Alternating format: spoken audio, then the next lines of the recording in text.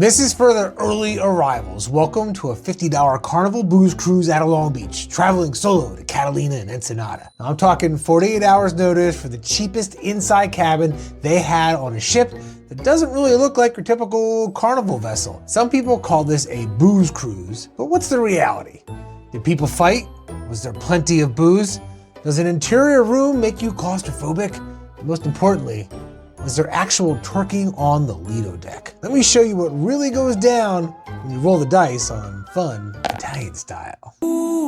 It's Travel Mutiny with Dave on the waves. We're tossing all the worries overboard today. From deck to deck, we're laughing all the way. Oh, Travel Mutiny with Dave on the waves. Hey, hey. Hit play,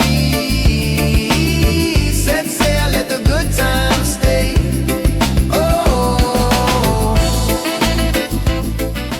When you first spot the Firenze in port, it stands out immediately. It has that massive bright yellow stack with a giant C for Costa Cruises, so it doesn't even look like a standard Carnival ship. When I pulled up, I was like, where's my ship? You might actually pull up and get confused, wondering if you're at the right pier like I did.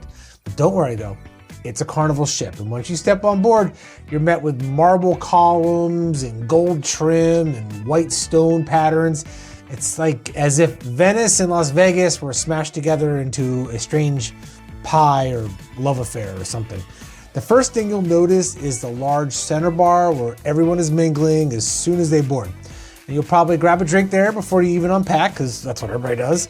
That's also where I ended up spending a lot of my time dealing with guest services, which I will explain later. It definitely has an Italian look, but not necessarily old world Italian. Think of your grandma from New Jersey who keeps the plastic wrap on her couches so they never get dirty. Like, that's kind of the vibe, marble and columns. And it's exactly what my own grandma used to do in New Jersey.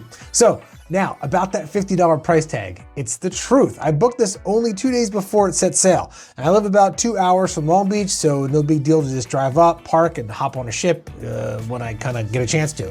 I can do that whenever I feel like it. And that $50 covered all 4 nights, not just one. And that's the base price that you pay before you add on taxes and fees. Initially, it was for an interior room with bunk beds. I tried to do that on purpose to give you guys an experience. And Carnival did eventually upgrade me without even asking, but it was nice. But not before I became very familiar with guest services.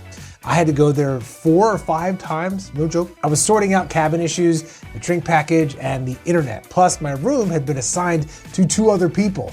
I think they must have canceled last minute, so they bumped me up to like a real room with like a full-size bed and everything.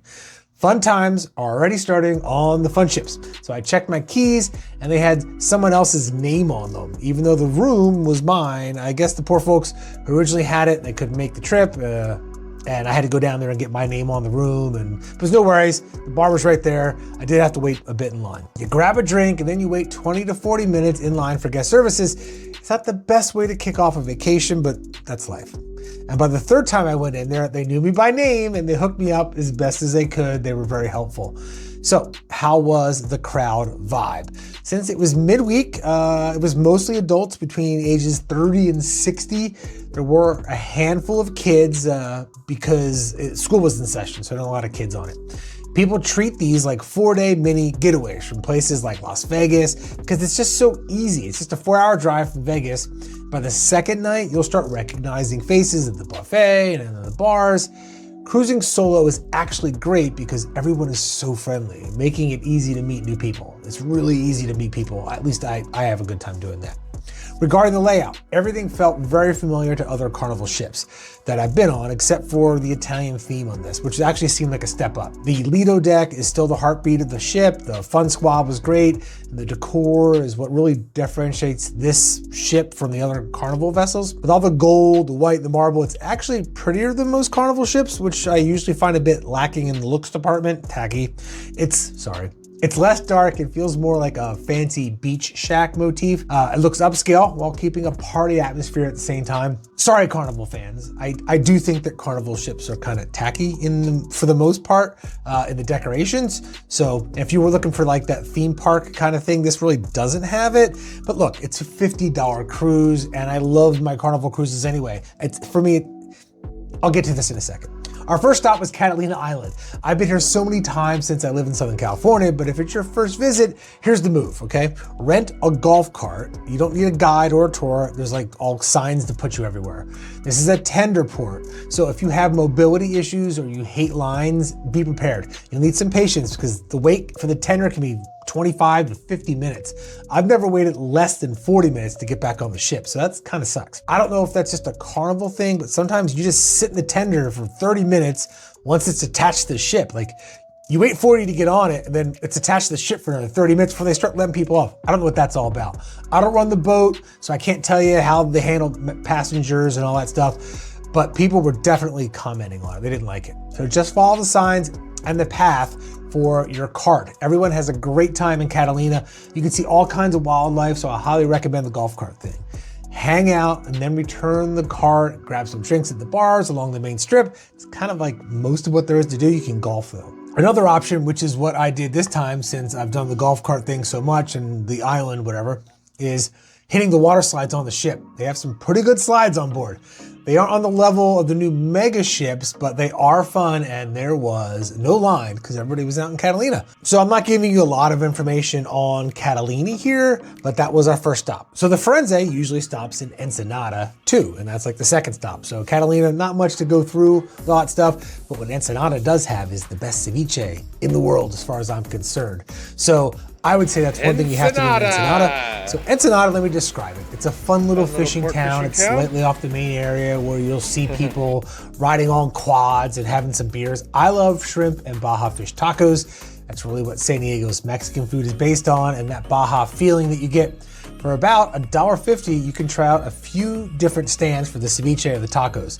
You won't necessarily find the best food in the restaurants, that like the main ones, like the touristy ones, but there are several ceviche stands in Ensenada. They're probably the best in the world. I'm not kidding, in the world. Fight me in the comments if you disagree, but it really is good. Some people have commented before and they're like, you're gonna get food illness. I've never gotten food illness, and I do Tijuana and Ensenada all the time because I'm based out of San Diego. I forgot to add, if you're finding these tips helpful, then hit the subscribe button. It really helps me out. I'm trying to give you guys the real deal here and not just act like some robot who's just kind of going over like, here's what everybody wants to hear and write this out. I'm trying to give you my experience of the things that I like to do because I've done it a bunch of times with trial and error, and I think it makes it more fun if you kind of know where to go. So subscribe, thanks. Now, there are plenty of ceviche carts. You can find them on Google, and it's about $1.50, like I said, for a tostada with ceviche. For 10 or 11 bucks, you get this huge thing of shrimp and like this homemade red sauce. It's like $20 worth of shrimp back in the States or more, and it's like 10 bucks, and like that's more than all you need for a meal. Now the bars around there, they've got great guacamole and stuff, but here's something strange. I thought the guacamole would be cheap in Ensenada, but it's actually as expensive as it is in California right now. Maybe somebody can explain why it's the same price in Mexico where they're growing all the avocados in the comments. Is this like a cartel thing? I don't know. After the bars, I like to do some shopping. I usually buy things that I don't need. It's kind of irresponsible fun for me, and I stay away from the big name bars like Papa's and Beer. You walk by, you see it, and everybody's in there buying like $7 and $10 beers, probably $12 beers, and you can just go like a block over and you can sit in like kind of a more local spot and just drink a beer that's like 2 for $5. I don't understand why everybody goes to Papa's and Beer. You might as well be at Chili's in your neighborhood. You might as well go to Cracker Barrel or something. You might as well be at Bennigan's. I don't understand why people do Papa's and Beer if you're in Ensenada. It's like literally being like in an American bar in America. It's Buffalo Wild Wings. I don't get it at all. Rant over. I enjoy talking to the mom and pop owners at the smaller places. I recommend wandering off the beaten path. Maybe not this week. I'm recording this because there is some trouble going down with some cartel stuff from the federal government, but you can get guys to play some music for you. You get that more authentic. It's still touristy, but it's more authentic. Now, the one exception for this is Who Songs, where they invented the margarita. And honestly, it might be the worst margarita I've ever had, and I've done it twice. I don't know why I keep buying them, but I do because they invented it there. They might have invented it there, but it's not the best margarita by any stretch of the imagination. Now, maybe I just don't like real margaritas or what they taste like. That is very possible. But they kind of make bad ones. Sorry, guys. It's like cheesesteaks in Philly. Now, everyone goes to Pat's and Geno's because they invented them, but they probably aren't the best in the city. I mean, they're not even anywhere near the best in the city. In fact, everybody in Philadelphia agrees on one thing. They love the Eagles, and those are not the best cheesesteaks in Philly. They're okay. Pro tip, Jim's, 4th and South Street. You'll thank me later. That's Philly, not Ensenada. Back to Ensenada. I did my shopping with like $100 burning a hole in my pocket, and I swore I wouldn't buy anything, but I bought a lot. I got some ponchos and blankets from my favorite football team. Oh, go Birds. Back on the ship, I hit the casino. I was curious about the points, so I gambled for about 3 nights, about 2 to 4 hours each night. I was playing $20 hands at roulette and blackjack. I ended up with about 271 points. I don't know if that's a good score or not. I expected more points for that level of play. The casino is pretty big with lots of slots machines if you're looking to earn a free cruise. I have gotten some offers since that kind of make sense for me, but it's kind of like the same as the last minute deals, but they do start offering free drinks while I'm gambling in the casino, so that's a bonus. I was there enough where the staff knew me by name, and maybe $20 a hand isn't really enough to move the needle for like free cruises and free drinks the whole time, but there are plenty of table games if you want to try for free drinks or free cruises so you can skip the drink package next time. They still haven't given me a completely free drink package yet. For other entertainment, I checked out the nightclub. It's a bit of a weird setup, and I did not like it. Where the seats go around the room and you're watching people like you're a voyeur. And the other issue is there's no permanent bar inside these rooms in the nightclub. So it's just a wheel in a cart with 2 bartenders for the entire club. The line was huge, out the door, literally out the door. So I just walked 30 seconds down the hall to the next bar, got my drink instantly, and just walked back in and came back in and sit down and stared at people in the fishbowl. It's a bit strange compared to other ships like Star of the Seas, which has a full 2-story nightclub that feels like you're in like a big Nashville bar. This was a little odd, but people still seem to be having a great time dancing and enjoying themselves, which is cool. I just thought it was a little weird. Now, for a big difference, the food. If you're picky and you want great buffet, this is not the ship for you. This is not the ship for you. This is not the ship for you. Compared to Royal Caribbean's Windjammer buffet, this is super disappointing. It's like a cafeteria. Like where Carnival does excel is in the alternative options like Guy Fieri's Burgers, the little Italian spot, I forget what it's called, and the Mexican spot, forget what it's called. Breakfast at the buffet was fine, probably the best buffet meal. Lunch and dinner felt limited, couple decent entrees. They did have good soup. They had good soup at night, so my late night snack wasn't pizza. It was soup. If you're with a picky eater, they might just end up getting pizza since it's always there. It's not the best pizza ever either. But the whole thing with Carnival is this. The service is actually quite good. Compared to Disney service, which costs 300% more, I don't think that it's 300% better. The staff on this ship, from the room steward to the casino team, was excellent. The food really excelled in the main dining room as far as the best food on the ship. Even if the room itself isn't very fancy, the dining room is mid. So here's my pro tip. You can order tasters. Like I wanted the spaghetti seafood thing they had, so I got a small portion, and I also ordered surf and turf and got the pasta as an appetizer. They're happy to accommodate that. So you can kind of get whatever's in the main menu as an appetizer if you want to try a bunch of different things. Because I don't need like a big, huge plate. I like to try little different things, and they're more than happy to do that. I mean, heck, it probably saves them money. Also, if you don't need to be in a steakhouse to eat your surf and turf, you can get it for $25 instead of $60, and it's the same surf and turf that you get in that restaurant as you do in the main dining room. I'm pretty sure about that. So I would pay $25 and I got surf and turf. That sounds great to me, bargain. And it worked out for me because the buffet is not very good at all. Did I mention this was a $50 cruise? So yeah, $50. Another tip, when looking at the menu on your phone, you can swipe left for vegan, I think it is, for the menu, and again for gluten-free. A lot of people don't know that, but it's a great little trick for those people with food allergies or things that they like. Literally just slide over and it gives you the gluten-free, it gives you the vegan. They're all on there. It's on the app. Sometimes you don't even know it's there. Just swipe. Oh, here's another fun thing. We set sail on an NFL Sunday, so the ship was alive with like football gear and trash talk, and the sports bar on the Firenze is more of a sports closet. It's like small and half the side of a hallway, but they do have plenty of TVs. It gets crowded if there's a big something on. Were there any fights on board? No. Everyone was super friendly. I only saw one guy get out of line twice in the casino yelling at the pit boss, but the staff handled it perfectly, and he was back the next night a little bit more friendly and maybe, I don't know, They must have had a talking to him. I don't know how he got away with it, quite frankly. He probably would have been in jail if other people were in charge of the ship. He was threatening people. Okay, so it wasn't completely peaceful. I guess I lied. This guy was out of hand, but he didn't actually lay his hands on anybody. Other than that, everybody was super friendly on the ship. There was a couple little teenagers giving me the finger when I was filming, but sometimes people don't like people filming on a cruise, so whatever. There was dancing on the deck and plenty of laughter. These are fun ships. They are fun. The hot tubs, they were a bit crowded since the pools aren't huge. This is a mid-sized ship.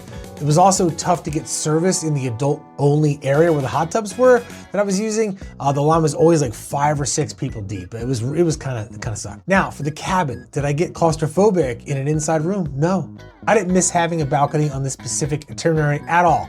If I were in the Caribbean, I maybe want the balcony, but for the $50 I'm paying, a king bed room was a steal. The room was quiet and dark, plenty of room, plenty of storage in the closet, under the bed for the bags. Just remember that smoking and marijuana are strictly prohibited, with a $500 fine and potential disembarkation. Staying on this ship is cheaper than a hotel, and it includes your food. Plus, if you work remotely like I do, you can use your regular Verizon signal while in like Catalina, and mine even works in Ensenada because it's US, Mexico, Canada.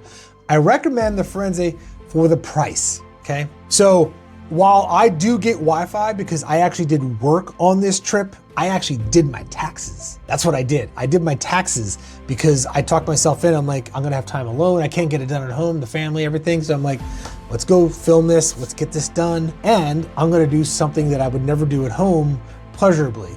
And I did taxes. I literally did my books and I needed Wi-Fi for that, and I'm able to work remotely. So for me, going on a cruise and having good internet now, like it wasn't the same 10 years ago or even like 7 years ago, it's amazing because I can actually work if I want and enjoy myself. So if I do 3 hours of work, I don't have to worry about having to pile work when I get home, and it's a great trade-off for me.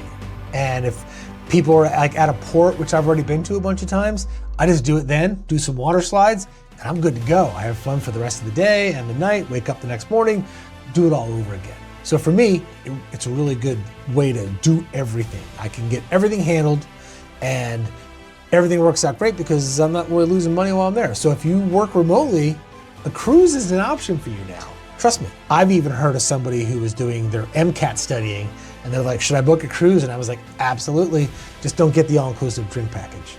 Which, by the way, does have a limit of 15, which I hit one night at 4 a.m. Don't tell me. Let me give you the full breakdown. Is the Firenze worth it? For the price, 100% absolutely yes. It's clean, the service is excellent, and it's a nice change from the usual Carnival color schemes of vomit with bright colors of purple. Again, I am so sorry, Carnival.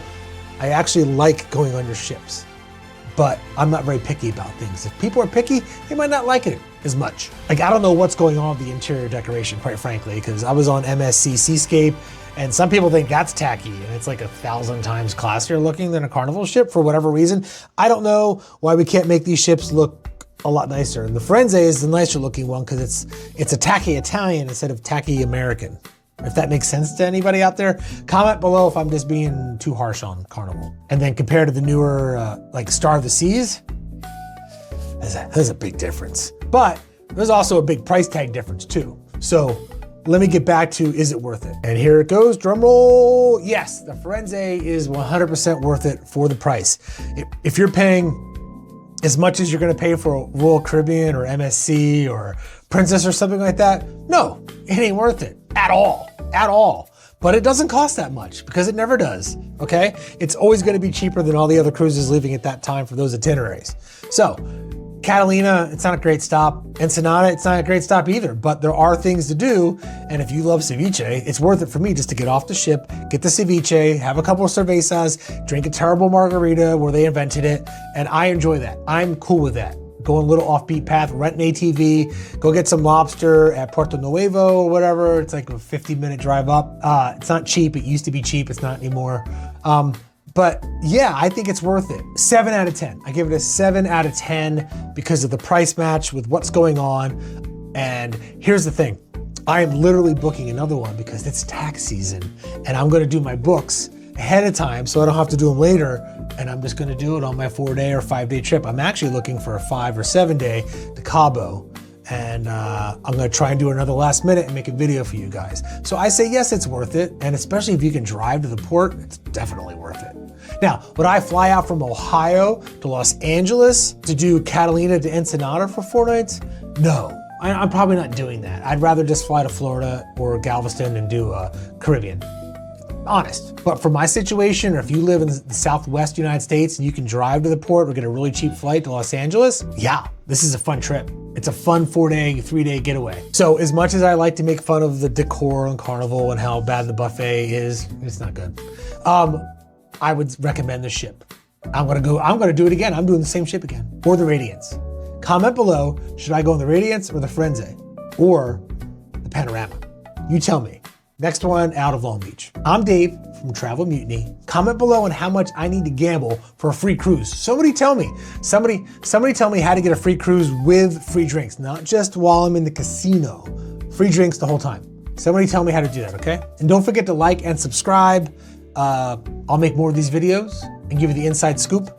And look in the comments below, because I built a tool that will tell you if you've booked in the last 30 to 90 days, if your cruise is cheaper, and then how you can turn that over and get the lower rate if it got cheaper, and how to get extra onboard credit for doing that. This is an actual thing. So I made a tool that does it because I've utilized this before, and I was like, how do I know if the price goes down? I'm not gonna check every day. So I made a little tool that does it automatically, and then it sends me an email and it's like, Dave, your cruise is $300 cheaper now. And I actually switched it from the direct booking with Carnival. This is a different cruise than this.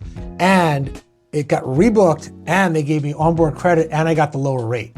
So I saved a couple $100, got money to spend on board, drink package, and it's all automated. And it also tells you what the percentage of people on your itinerary are booking for excursions, and if you can find it cheaper by doing through a different service instead of what's on the ship, and what the price difference is.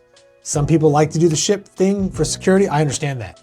Some people like to save money and do the same exact tour. I also understand that. So I made a tool that does it all for free, and it's free. It's just for you guys, for my subscribers. So subscribe, and then look for the comment when I put the link in there, because I gotta finish it all, but it's probably in there by the time you're watching this, maybe. So love you guys. Thank you for watching this. If you stuck this far, and I'll see you later. It's Travel Mutiny with Dave on the waves. We're tossing all the worries overboard today. From deck to deck, we're laughing all the way. Oh.